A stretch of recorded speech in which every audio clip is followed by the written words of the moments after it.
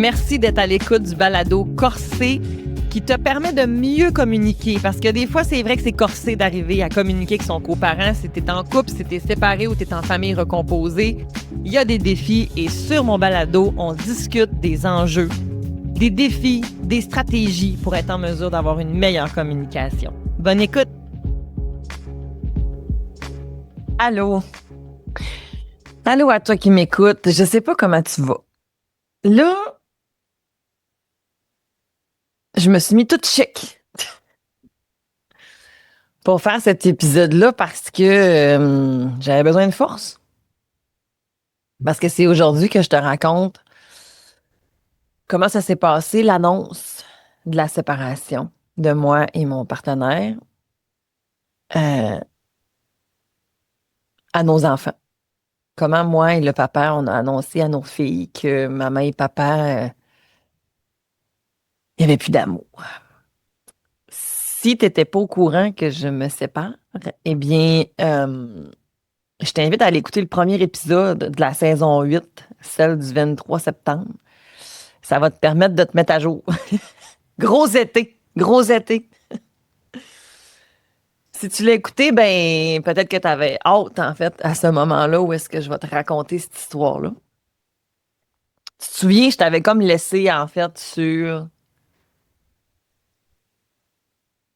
le fait qu'on était questionné. En fait, moi et le papa, hein, dans le fond, sur est-ce qu'on le dit aux filles ou est-ce qu'on le dit pas aux filles. Parce que, comme je t'expliquais, dans le fond, de notre côté, notre configuration actuelle dans la séparation conjugale, c'est que pour le commun des mortels, en fait, on n'a pas l'air séparés. C'est ça la patente. Mais nous, dans notre cœur, on le sait. Tu comprends-tu? Puis, ça change quand même des choses. C'est les gens de notre garde rapprochée qu'on va dire, eux, ils les voient, les différences quand même. C'est juste que pour le grand public, mettons, pour les gens qui sont plus loin de nous, ça paraît pas particulièrement. Pourquoi ça paraît pas particulièrement? Parce que on vit encore ensemble, premièrement. Moi et le père des enfants, on avait une configuration conjugale qui nous amenait en fait à avoir une certaine ouverture en fait dans la vie de par nos orientations sexuelles. Et puis ça faisait en sorte que quand on est venu à la décision en fait de se séparer, c'était pas parce que on ne s'aimait plus. Comment dire? C'est vraiment le côté conjugal, pour ma part, mettons. Et du côté de mon partenaire, c'était vraiment, en fait, le besoin d'établir des limites, de pouvoir... parce que, en fait, c'est que notre configuration conjugale ne devait pas venir remplir une absence de quelque chose. Fait que tant qu'on était amoureux, Euh, c'est correct, mais au moment où est-ce qu'on n'est plus amoureux, là, ça peut devenir risqué de blesser les gens, puis c'est pas ce qu'on veut.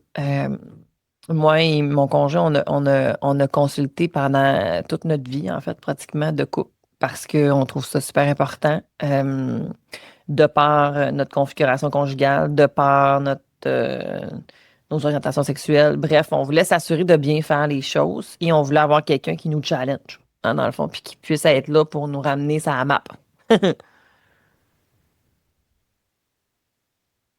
On se prend une gorgée de café.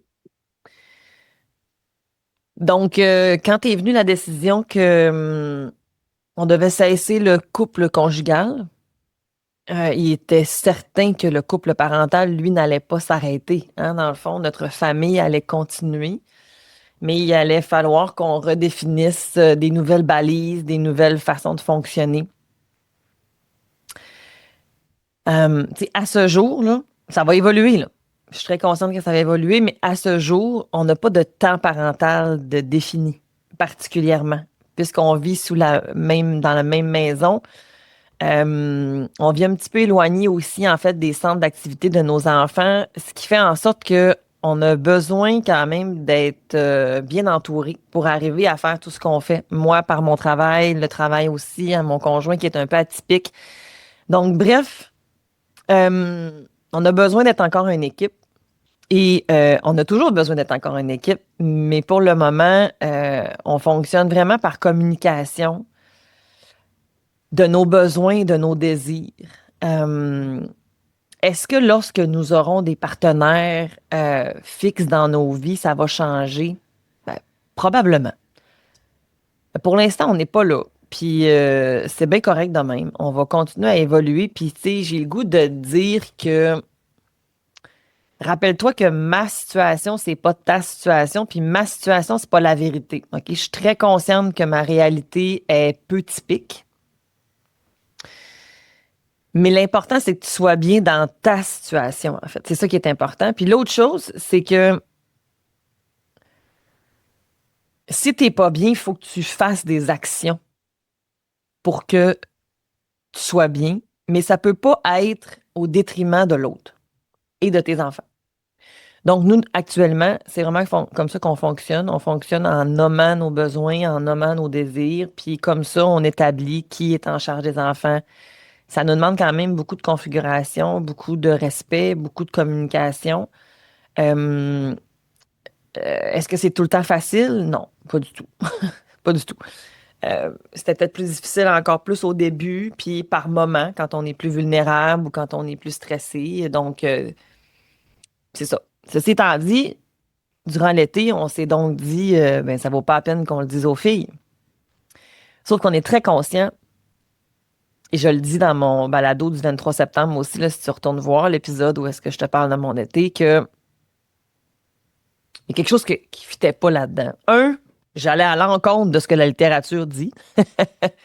Parce que pourquoi on veut que les parents annoncent aux enfants, en fait, leur séparation? C'est parce qu'on veut éviter le sentiment de trahison. On veut éviter, en fait, que les enfants aient l'impression qu'on leur a caché quelque chose. Et qu'à vouloir protéger nos enfants, parfois, on fait pas mieux. L'intention est bonne. Il y a pas d'intention malveillante. Mais nos enfants, ils nous sentent. Puis là, vous allez voir, il y a des affaires que mes filles nous ont dit lorsqu'on leur a dit, et j'ai fait merci la vie de m'avoir amené à ma conscience que c'était important qu'on leur dise parce que ça n'aurait pas été la bonne recette. Donc, finalement, on a décidé que même si le quotidien de leur vie allait très peu changer, nous, on changeait. Nous, on changeait dans notre cœur, on changeait dans notre tête. Et ça faisait en sorte qu'elles ont le droit de savoir qu'est-ce qui se passe pour être en mesure de se déculpabiliser si elles portent de la culpabilité. Et pour ça, ben, il fallait qu'on en parle avec elles. Donc, nous, on s'est offert de la douceur dans cette transition de vie. Et on s'est dit, on peut pas leur dire, parce que si on leur dit pas, puis là, le temps file, puis 6 mois plus tard, on décide que on veut plus vivre ensemble, que j'ai rencontré quelqu'un, qu'il a rencontré quelqu'un, que juste ceci, on est rendu au bout où est-ce qu'on aimerait ça leur présenter, mais là, ça va être bien trop. On va leur apprendre que maman et papa, on est séparés, tu vivras plus dans la même maison, puis en plus, je te présente Caroline puis Jacques. Wow! Ça va à l'encontre encore là de tout ce que la littérature nous dit. Les enfants ont besoin de temps pour s'adapter. Nous, on a le droit de faire des choix. Nous, on a le droit de vouloir vivre nos vies. Mais nos enfants ont aussi le droit d'être préservés. Et là, le danger, c'était celui-là. C'était que on va faire comme si tout était normal. Puis maintenant, on va leur annoncer, puis tout va changer du jour au lendemain. Alors que là, on les prépare tranquillement, au même titre que nous, en fait. Et là, je suis très consciente que c'est pas toujours possible, OK, dans le fond, dans le sens que il y en a pour qui, que quand ils se séparent, on peut pas rester ensemble, là. Puis c'est pas ce que je suis en train de te dire, mais pas en tout, là. Là, si t'as l'impression que je suis en train de te dire quoi faire, là, t'as pas compris, là. Je suis en train de te partager comment nous, on a vécu ça, OK? Donc, on décide finalement que on va leur annoncer durant nos vacances familiales. Parce que oui, on avait prévu cet été d'aller faire le tour de la Gaspésie et on a maintenu ça. Mes parents devaient venir avec nous. Fait qu'on a dit, non, non, on y va, on se sent. On l'a écourté, par exemple. OK, on était censé faire un voyage beaucoup plus long.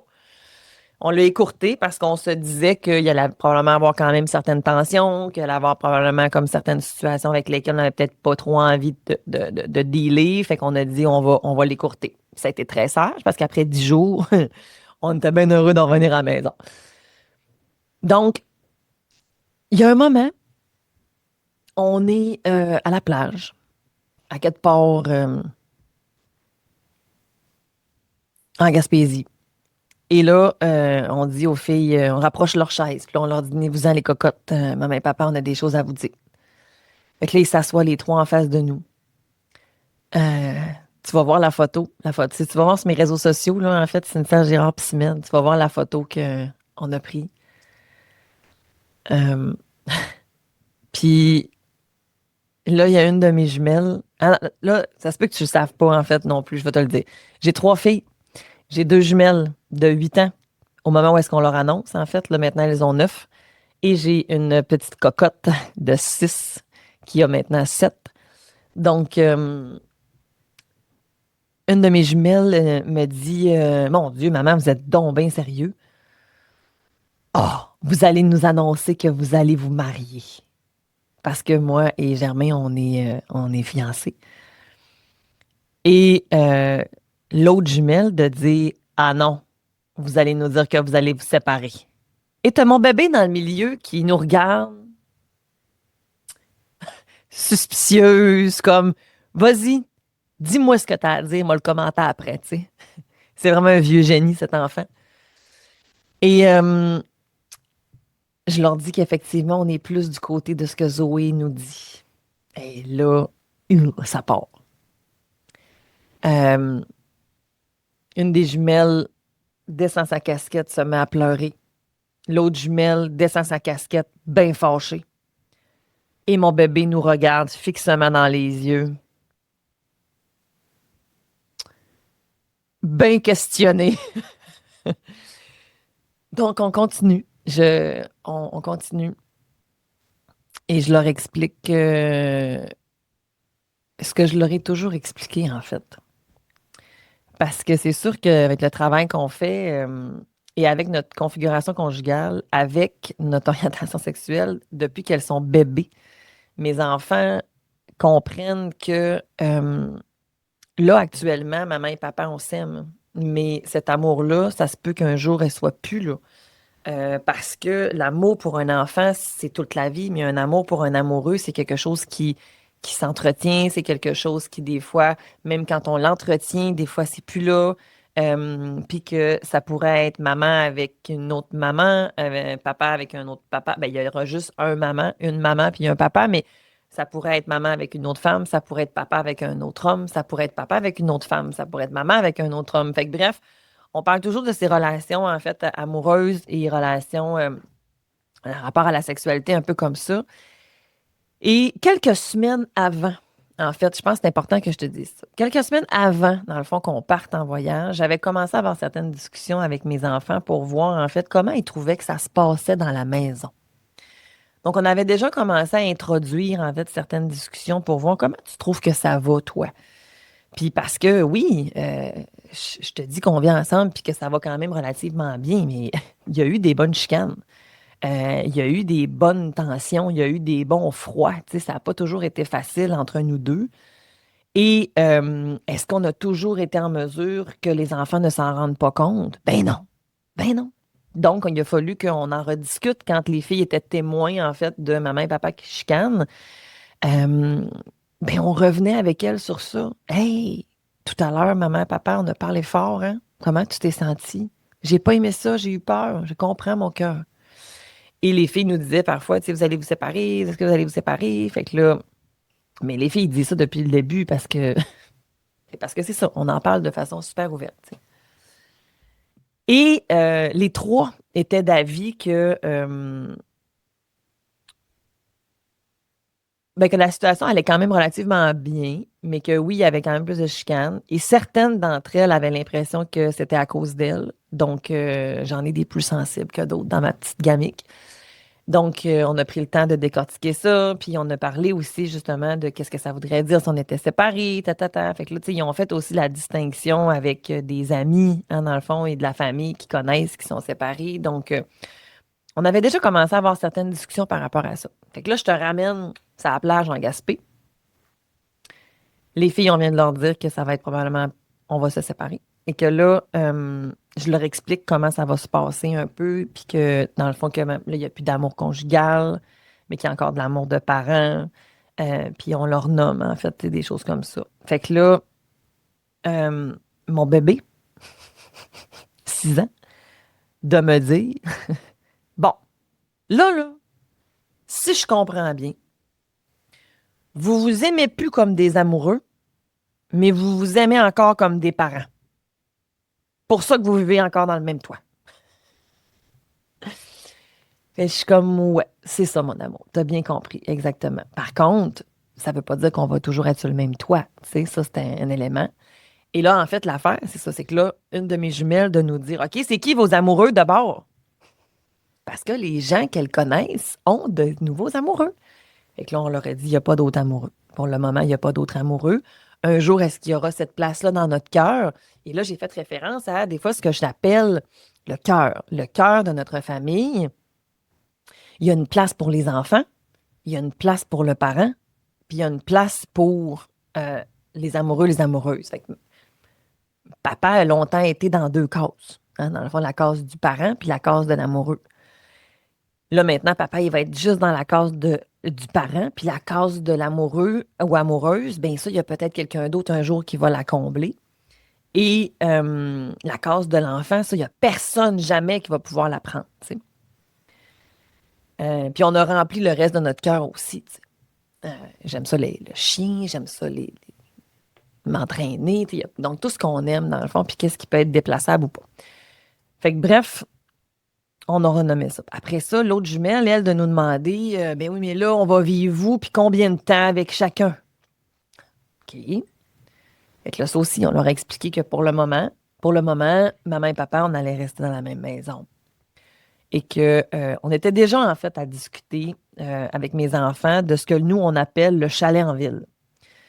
Le chalet en ville, c'est notre pied-à-terre, en fait, pour pouvoir partager, dans le fond. C'est comme une forme de nesting, à quelque part, ce qu'on va faire éventuellement. Là, pour l'instant, on est vraiment dans une cohabitation pratiquement 100%. Mais on cherche un endroit où est-ce que lorsque un des deux aura besoin de se déposer davantage, bien, on va pouvoir, en fait, avoir ce lieu-là dans lequel les enfants vont le connaître. Donc, pour le moment, c'est un peu ce qu'on propose. Comment ça va évoluer, tout ça, je ne sais pas. Tu sais, des fois, je parle avec mes entourages, puis c'est ça là-dessus, j'ai comme le goût de vous dire, mon Dieu, il faut s'assumer, puis il faut mettre ses bottines, puis il faut pas se laisser déranger par le brouillard et le bruit ambiant de les qu'en dira-t-on. Puis je te le dis, là, mais ça me travaille à moi aussi, là, parce que on se fait challenger, hein, sur Hé, mais oui, mais là, comment ça? Vous aviez tellement l'air amoureux. Ou d'autres mondes. Ah ouais, ça paraissait, je pense que je m'en doutais. Ça me fait rire. Mais, tu sais, peu importe. Tu sais, comme, il y en a qui nous ont dit, oui, mais pourquoi d'abord vous vous séparez si finalement ça change rien? C'est parce que ça change tout dans notre tête à nous. Ça change tout dans notre cœur à nous. Fait que c'est pas parce que toi, ça va rien changer dans ta vie que moi, tu sais, c'est. Fait que faites attention de rester centré sur c'est quoi nos besoins à nous comme famille. C'est quoi qui nous. C'est quoi que nous, on veut. Puis est-ce qu'on est bien? Oui. Ben, maman gère tes angoisses. Mon ami, laisse faire tes commentaires. L'individu que je connais pas vraiment sur Facebook, laisse-moi tranquille. C'est comme, c'est important de se faire. Soit tu as une garde rapprochée qui ne te jugera pas dans tes choix, qui va t'accompagner, quoi qui peut te challenger. Je ne vais pas te cacher que ma psy, ma famille, ma garde rapprochée, j'ai des très bonnes amies qui m'ont rentré dedans sur des affaires. Je suis très consciente qu'actuellement, il y a des portions du deuil de la séparation que je ne suis pas prête à faire. Puis c'est OK. Je suis un humain. Je suis vulnérable. La chose, par exemple, c'est qu'on ne se met pas de pression actuellement pour accélérer tout ça. Parce qu'on a cette possibilité-là. Si nous ne l'avions pas, si j'étais dans une relation qui était malsaine, s'il y avait de l'abus, s'il y avait une écœurantite aiguë, s'il y avait eu quelque chose qui aurait blessé l'être de l'un et de l'autre, je suis très consciente que nous n'aurions peut-être pas cette configuration actuelle. Mais là, pour le moment, ce n'est pas le cas. Donc, on ne s'est pas acharné dans notre relation. Puis ça, malheureusement, parfois, on le voit. Puis en même temps, je vais être contradictoire parce que des fois, on dit, puis moi je le dis, 0-2 ans de tes enfants, calme-toi la séparation. Parce que le 0-2 ans, à moins d'être dans une situation vraiment abusive, là, par exemple, tu tombes dans la matrescence. Tu tombes dans la parentalité. Des fois, j'ai des couples en médiation avec des poupons qui se séparent puis qui me disent, pour les raisons pour lesquelles ils se séparent, on n'était plus à la même place. Ben oui, pauvre toi. C'est sûr que tu n'étais pas à la même place. T'es même plus toi. Ce que tu pensais que tu allais être comme parent, là, quand tu étais enceinte, là, puis ce que tu es comme parent, là, ben, tant mieux si c'est la même affaire. Mais la réalité, c'est que bien souvent, tu pognes un mur, là. Tu pognes un mur, tu fais comme, oh, minute, t'as peu, là. Moi, je pensais que j'allais faire telle affaire. Moi, je pensais que je voulais telle affaire. Puis finalement, pas ça, je veux. Ou, c'est ça, je veux, mais je suis pas capable parce que j'ai des limites, parce que j'ai un background, parce que j'ai des blessures, parce que c'est ça qui est ça. Parce que mon autre parent, il est pas d'accord, puis je vais le considérer son point de vue, OK? Fait que c'est correct de pouvoir se donner le droit que j'ai pris une décision. Finalement, cette décision-là, elle me convient plus, je la change. OK? Cette rigidité, parfois, qu'on peut avoir. Moi, je veux faire des couches lavables. Ouais, OK. Puis ça te convient-tu? Non, mais je vais le faire pareil. OK. Pourquoi? Ça sert à quoi? Fait que si tu n'es plus bien dans quelque chose, ça ne veut pas dire qu'il faut que tu battes la hache dedans. Hein? Je donne un autre exemple. Moi, j'ai allaité mes jumelles. Puis, mon Dieu, combien de fois je me suis fait décourager parce que je nommais parfois que j'étais fatiguée. Mais je n'étais pas en train de dire que je voulais arrêter d'allaiter. J'étais en train de dire que j'avais besoin de support. J'avais besoin d'accueil. J'avais besoin d'être entendue dans ce que je vivais. Je voulais pas que tu me donnes des biberons. Fait qu'il faut aller voir c'est quoi tu veux en arrière.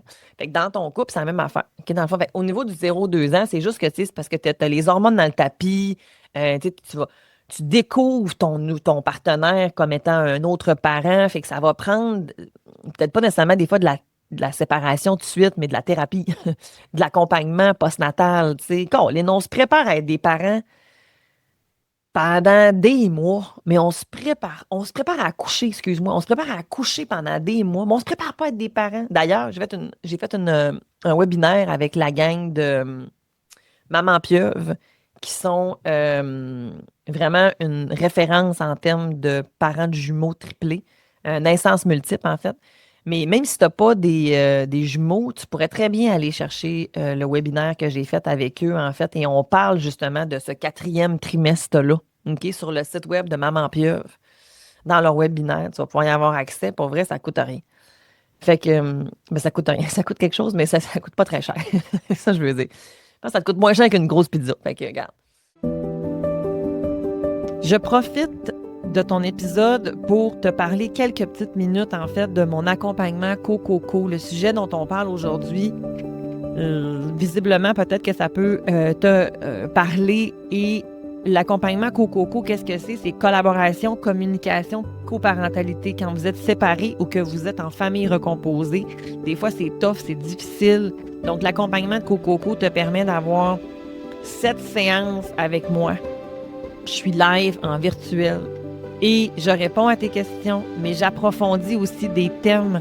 Je vous donne des stratégies d'intervention et il y a une option où est-ce qu'on peut aller aussi davantage dans la personnalisation, en fait, justement, de ton accompagnement. C'est très complet. Les parents me disent souvent que « Oh mon Dieu, j'aurais aimé ça avoir ça dès que je me suis séparée. » Et je suis obligée de te dire qu'effectivement, plus vite qu'on a ces informations-là, plus vite on peut en fait avoir une coparentalité plus saine et plus fonctionnelle. Alors bref, je te laisse à ton épisode et si tu veux aller chercher plus de détails, va voir sur mon site web girardcynthia.com. Merci. Je te ramène en Gaspésie parce que je pars de tous les sens. Inquiète-toi pas, je sais où je m'en vais. Fait qu'on est là à les écouter, on pleure. Moi aussi, je pleure. Mes parents capotent en arrière. Ils étaient au courant, eux autres, là, mais t'es comme, qu'est-ce qu'ils font là? Parce qu'ils trouvent ça dur. Eux autres, ils trouvent ça dur. On pourra peut-être se faire un épisode sur les changements. Il y a un des deuils de la séparation, en fait, qui s'appelle le deuil du style de vie. Toute la modalité que tu avais pendant que tu étais en couple, là, il y a beaucoup de monde qui porte la honte, en fait, de faire ce deuil-là, mais il est tellement légitime. Il est tellement légitime. On avait des amis communs, des activités communes, la famille élargie, puis là, du jour au lendemain, pataclave, je l'ai pu. Ah! Hey, c'est tough. C'est tough. Fait que bref, on se retrouve un épisode là-dessus. Ceci dit, on répond aux questions des enfants, puis là, de m'amener mon bébé, 6 ans, de dire, OK, c'est pour ça que vous voyez plus d'amis. Ah, d'accord. Elle avait remarqué. Effectivement, on sort plus un peu. Hein, dans le fond, nos moments où est-ce on est moins ensemble tout le temps. Donc, on sortait déjà quand même, mais là, il y a peut-être une petite augmentation, effectivement, de moments où est-ce qu'on est plus seul avec les enfants. OK?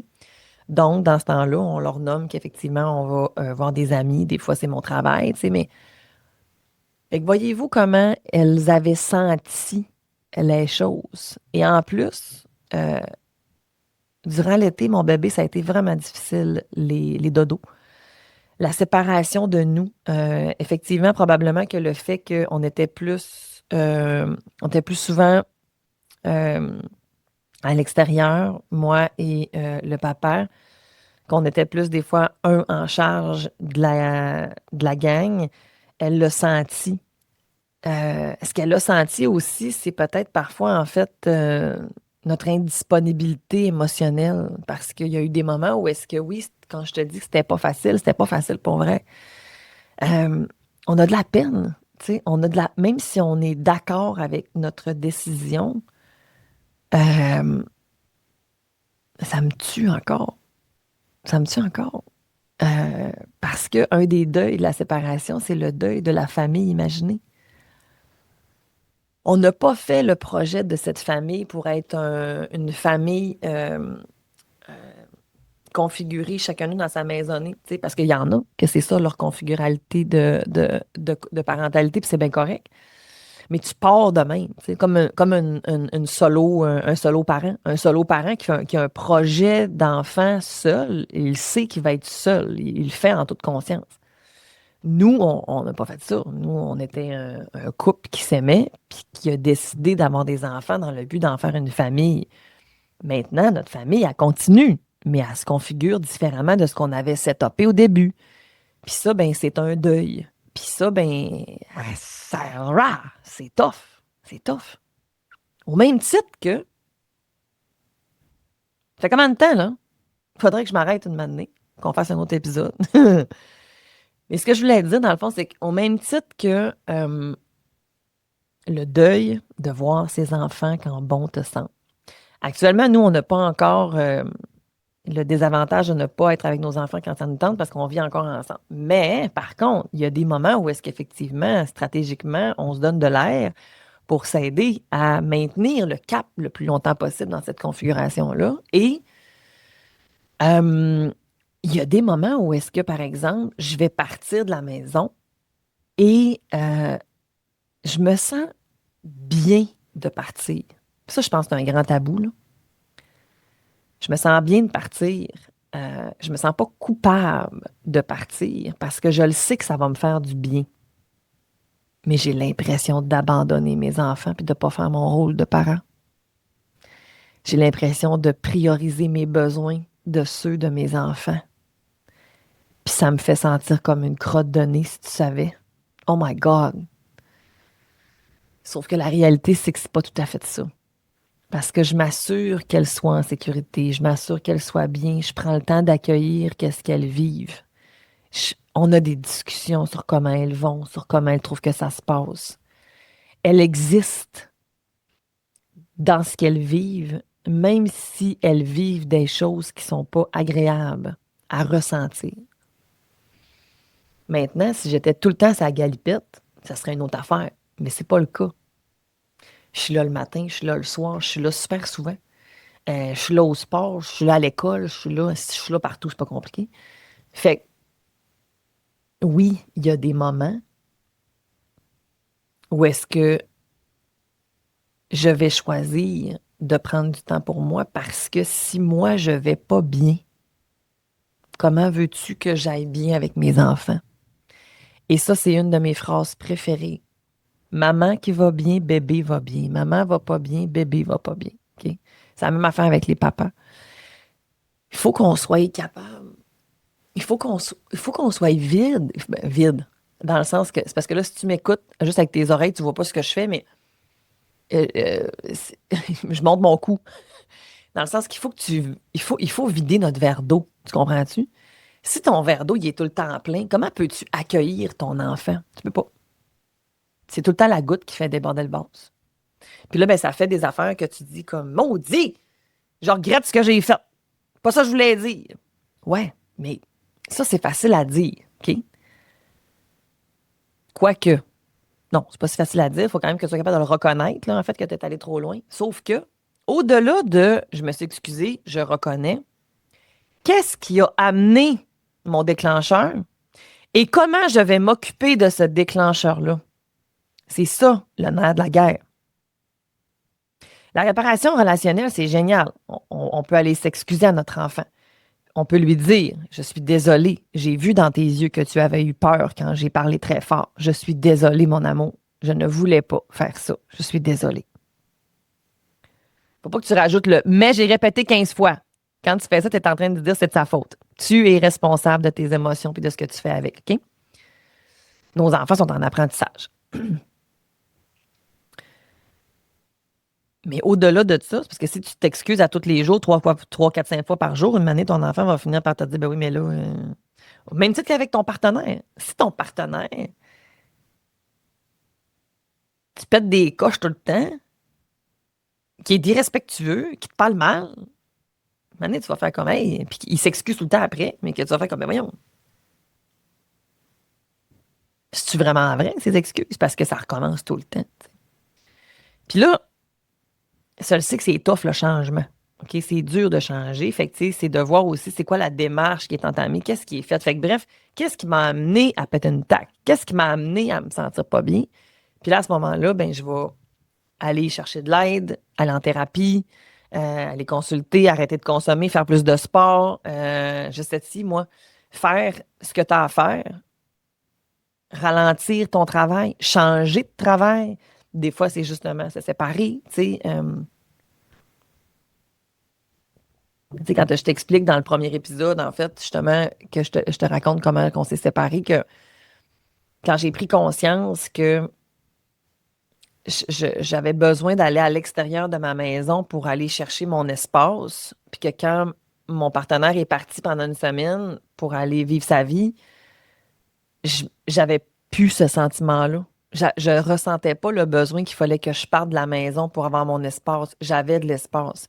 C'était cette dynamique qu'on avait entre nous deux qui faisait en sorte que j'étais plus bien à l'intérieur de moi à certains moments, pas tout le temps, mais qui m'amenait à avoir besoin de sortir de la maison pour aller souffler. C'est pas parce que c'était abusif, là. Il n'y avait pas de relation abusive ici, là. On n'était pas là-dedans pantoute, là. C'était juste dans toi et moi. C'est plus comme c'était.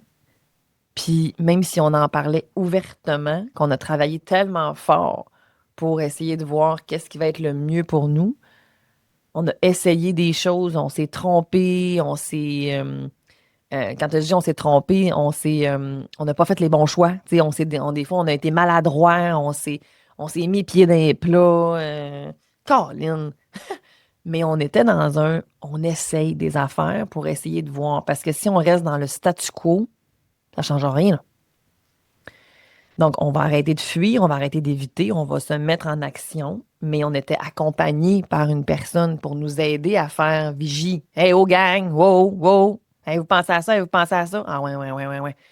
Donc, bref, pour nous amener après ça, au final, à un jour dire, écoute, je pense qu'on est rendu à essayer ça. Puis le pire, là, c'est qu'actuellement, c'est ce qu'on nomme. Actuellement, on expérimente la séparation. Est-ce que ça va être la séparation pour le reste de notre vie? On le sait pas. Au même titre que quand on a commencé à être un couple, moi, je fonctionne par cycle. Fait que je dis, bon, ben, on va faire un 6 mois. On verra comment ça va dans 6 mois. Tu sais. Puis là, on se fait des checkpoints. Après ça, on a eu les enfants. Fait que là, on faisait des checkpoints, en fait, de façon plus régulière pour voir comment on va. Comment on va? Est-ce qu'on va encore à la même place? Est-ce qu'on veut encore les mêmes choses? Puis ça, ben, oui, c'est du temps. C'est de l'énergie. Mais au final, ton couple, il prend énormément de temps dans ta vie. Et si tu es heureuse avec toi-même, et si tu es heureuse dans ton couple, ben dans ta parentalité, ça va aussi se transparaître. Quand on se respecte mutuellement l'un et l'autre, quand on n'est pas en mode de compétition l'un et l'autre, c'est bien plus facile de considérer le point de vue de l'autre. Quand j'ai tout le temps, mes besoins ne sont pas répondus, quand j'ai l'impression d'être en manque de réponse à mes besoins, comment je peux être empathique aux besoins de l'autre? J'ai besoin de remplir ma bonbonne d'oxygène pour être en mesure d'accueillir ce que l'autre me propose. C'est d'ailleurs ce que énormément d'intervenants, malheureusement, ne font pas. On est habitué de travailler dans relation d'aide à côté, de ramasser, ramasser, ramasser. Puis après ça, il y a plein d'intervenants, des fois, qui malheureusement ne s'occupent pas d'eux. Fait que ça fait quoi? Ça fait des traumatismes vicariants. Ça fait du compte transfert qui n'est pas sain. Ça fait des situations où est-ce que, bref, j'ai plus de place. J'ai plus de place pour accueillir. Fait que ça finit par vomir ailleurs, là. Hein, ça sort en, ça sort que tu tombes en vacances 3 semaines puis t'es malade 2 semaines. Parce que t'étais ici, tu sais. Fait que bref, je reviens à Gaspésie, puis on se laisse là-dessus. On a répondu à leurs questions. Il y a des questions qu'on savait pas quoi répondre. On leur a dit, je sais pas mon amour. Mais quand on va le savoir, on va te le dire, c'est sûr. Et il est venu un moment où est-ce que mon bébé a dit, bon, je vais aller chercher des coquillages. Puis les deux jumelles ont fait comme, nous aussi! Puis ils sont partis. Puis moi, puis Germain, on s'est regardés, puis j'ai pleuré ma vie. J'ai plus parlé que lui cette fois-là, parce qu'on a annoncé à toute notre famille, notre garde rapprochée, on l'a annoncé ensemble, puis là, on avait vraiment un pacing différent sur qui parle. Mais il se sentait moins à l'aise de nommer les choses avec des mots d'enfant, fait qu'il me dit, je t'ai laissé plus le lead, mais il était à côté de moi. Il a mis sa main sur mon épaule. Parfois, il venait renchérir sur ce que j'avais dit. On était donc ensemble là-dedans. Euh, Puis quand parfois j'avais des montées trop grandes d'émotions, il prenait le lead à ce moment-là. Puis un peu plus tard, les filles sont revenues, puis on s'est fait un gros câlin. Puis après ça, on a eu, stratégiquement, en fait, on a eu l'idée de faire ça tout le monde ensemble pendant notre voyage parce qu'on savait qu'on allait être 10 jours ensemble, confinés ensemble, à dormir en même place, à être en même place. Fait on s'est dit que ça allait leur permettre peut-être justement de pouvoir comme nommer, nous voir, être ensemble, tu sais. Puis ça a été drôle parce que dans les jours qui ont suivi, tu sais, à différents moments, des fois, les filles disaient, mettons, on chicanait. Puis là, les filles disaient, ah, ben c'est normal que vous vous séparez, regardez comment vous chicanez. Puis là, il y avait d'autres fois où est-ce que là, on riait, on avait des beaux moments de complicité, puis t'es comme, mais là, vous n'avez pas besoin de vous séparer, regardez comment vous aimez. Puis là, fait qu'on a eu des belles discussions sur, c'est pas parce que que tu ris avec quelqu'un que ça veut dire que tu l'aimes d'amour, puis c'est pas parce que tu te chicanes avec quelqu'un que ça veut dire que tu l'aimes pas, puis que ça veut pas dire non plus que on est obligé de se séparer. Fait qu'on a eu des belles discussions sur ça, tu sais. Euh, Tu sais, puis il y a eu des moments où est-ce que, mettons, ma fille, des fois, elle regardait son père, puis là, elle me regardait, puis elle dit, mais maman, regarde comment papa, il est merveilleux. Il me semble que c'est un bon parti. Elle m'a dit ça. J'étais comme, tu veux me matcher, mon amour? Ça me... Quand les filles essayent de me rematcher avec leur père, je sais pas à quel point ils essayent de rematcher leur père avec moi parce que j'avoue, j'en ai pas tant parlé. Mais on ouvre la plaie dans ce temps-là. Mon amour, t'aimerais ça que ce soit pas cette situation-là, hein? Parce que, voyez-vous, même si il n'y a pas grand-chose qui change dans leur quotidien, elles aussi, elles le savent qu'il y a des choses qui sont différentes, tu sais. Puis, on voit comment ça commence à processer aussi dans leur tête parce que elles ont. Il y a une année, on a des amis, en fait, à souper, puis il y a un de nos amis, en fait, qui dit qu'il n'est plus avec son amoureux, mais qu'ils sont encore des amis. Et là, il y a une de mes filles qui dit ah, ben nous aussi, nos parents, ils sont plus des amoureux, mais ils sont encore des amis, mais ils vivent encore ensemble. Pourquoi vous autres, vous vivez pas ensemble? Fait que là, mon ami me regarde, t'es comme vous autres, puis votre configuration, si pouvez-vous rendre ça plus simple pour tout le monde? Mais non, fait qu'on a eu des discussions encore sur comment les gens peuvent vivre les choses, tu sais, puis que la différence, c'est tellement correct. Fait que bref, good job euh, d'avoir été en mesure de le faire. Puis là, si tu m'écoutes, puis tu te dis, oh mon Dieu Seigneur, nous, on n'a pas dit ça, on n'a pas annoncé ça, ça s'est fait tout croche, là, on se calme. Mon but, c'est pas de te culpabiliser. Mon but, c'est simplement qu'on partage. Puis que ce qui te parle, tu le mets, ce qui te parle pas, tu le mets pas. Mais tu sais, tu as remarqué que je rattache ça à des affaires aussi, hein, de la littérature. OK? Sache qu'il n'est jamais trop tard pour revisiter l'annonce de la séparation. Puis ça, ben, c'est quelque chose qui est vrai avec tout ce que nos enfants traversent. Euh, on a enterré notre chien durant l'été. On en parle encore par moment. Tu sais, on va aller voir comment tu te sens depuis que Wi-Fi n'est plus là. Par moment, on va parler de quand j'ai eu un traumatisme crânien, qu'est-ce qu'ils retiennent maintenant de cette expérience-là. Donc, le fait de revenir sur des situations qu'on a vécues permet l'intégration. Et ça permet aussi, en fait, de pouvoir rectifier des faits si elles ont des fausses croyances.